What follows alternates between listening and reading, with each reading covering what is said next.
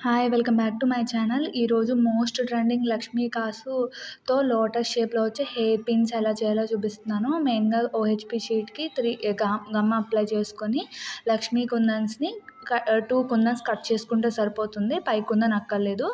పైన ఉన్న టిప్ వాటిని ఓహెచ్‌పీ షీట్ మీద ఇలా 3 కింద అడ్జస్ట్ చేసి తర్వాత పింక్ కలర్ క్రిస్టల్ కుందన్స్‌తో లోటస్ షేప్‌ని అడ్జస్ట్ చేశాను. పైన కూడా గమ్ అప్లై చేసి పైన ఇంకో 2 క్రిస్టల్స్ అప్లై చేసి పెట్టాను.